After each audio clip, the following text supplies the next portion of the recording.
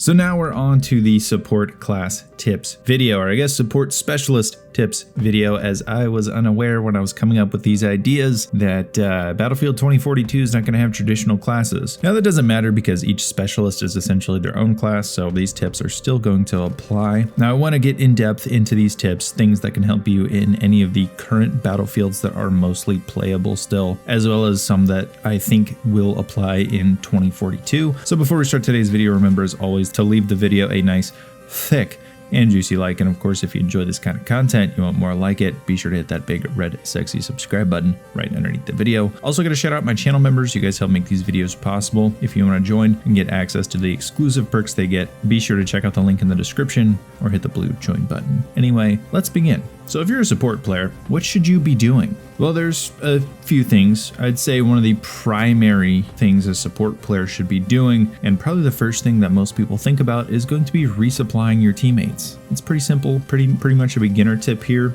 Essentially, you got either packs of ammo or you got crates of ammo, depending on the game you're playing, depending on how 2042 sets it up. You'll be able to give ammunition to your teammates, even in some cases be able to refill their gadgets. This can be very important because this can make your squad extremely powerful all the time, rather than just, have a short, quick burst and then you got to go all reload up or redeploy and whatnot. It makes life very easy on everyone in your squad and really anyone within your area. A lot of times support crates, support packs, they have an area of effect kind of deal going on, so you just got to be near it and people can get that ammo that they so desperately need, especially with the 128 players we're going to be having in 2042. Going to be a lot of bullets flying around, a lot of opportunities to get kills, so be sure to stock up and to stock up your teammates. The next primary thing the support class is probably going to want to do is, of course, defend areas. We've already seen this in 2042 with the specialist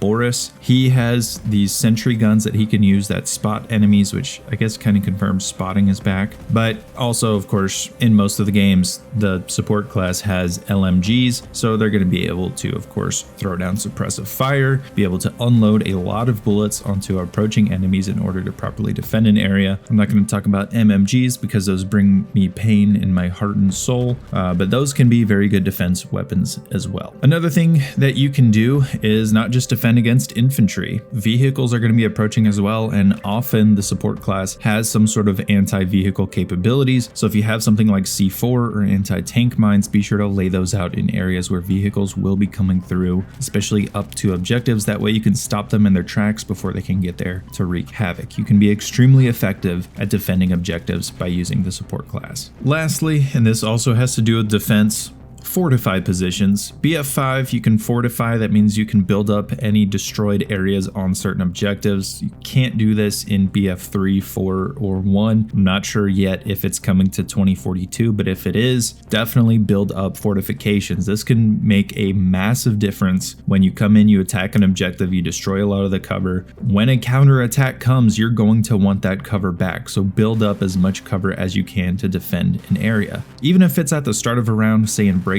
build it up as much as you can so that initial wave of attackers has a much harder time getting through the cover and your teammates have plenty of cover to be able to defend those objectives. Anyway, that's all I have for the support class. These are just kind of broad tips that you can use to be able to apply it to any Battlefield game.